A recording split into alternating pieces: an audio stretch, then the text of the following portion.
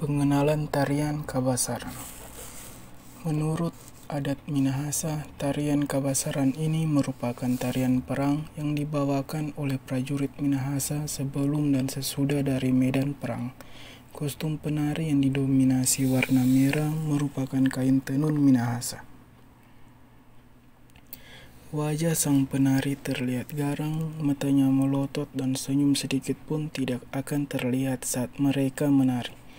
Dengan pedang dan tombak, para penari terlihat seperti tentara yang siap bertempur untuk menyerang musuh. Sesekali terlihat gerakan melompat, bergerak maju mundur dengan semangat dan juga mengayunkan senjata. Namun di akhir pertunjukan, para penari melakukan gerakan-gerakan yang terlihat lebih ceria sebagai simbol pelepasan amarah setelah pertempuran usai. Pada zaman dahulu fungsinya adalah sebagai prajurit perang sekaligus pelindung wanua atau kampung. Dalam menjalankan profesinya, tugasnya adalah untuk menghadang lawan jika muncul serangan mendadak yang mengancam wanua atau daerah mereka. Namun, seiring berjalannya waktu, fungsi tersebut saat ini sedikit mengalami perubahan. Dari awalnya semula adalah sosok prajurit medan laga, kini beralih sebagai bagian dari tradisi ritual. Mereka sering mendampingi para tonaas atau pemimpin spiritual dalam melaksanakan berbagai upacara adat atau ritual lainnya.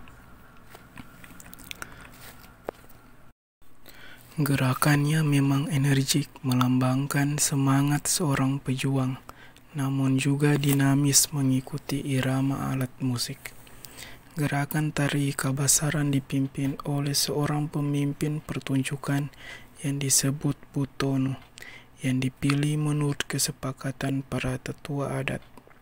Secara umum, struktur dasar tari Kabasaran terdiri dari 9 gaya pedang, santi atau 9 gaya tombak atau wangko, dengan jurus yang terdiri dari 2 langkah ke kiri dan 2 langkah ke kanan. Tarian ini diiringi oleh alat musik gendang seperti gong atau tambur atau kolintang yang disebut pawasalan, sedangkan para penarinya disebut kawasalan, yang berarti menari dengan meniru gerakan 2 ayam jantan yang sedang bertarung. Seiring dengan perkembangan bahasa Melayu di Manado, kata kawasalan kemudian berubah menjadi Kabasaran, tetapi sama sekali tidak ada hubungan dengan kata besar dalam bahasa Indonesia. Kabasaran juga digunakan sebagai hiburan dalam pesta adat.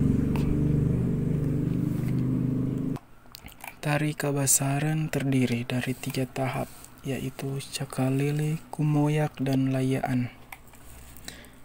Tari yang pertama cakalele yang berasal dari kata saka yang artinya bertanding, dan lele yang artinya mengejar lompat. Panggung ini biasa ditarikan saat para prajurit akan pergi berperang atau pulang dari perang.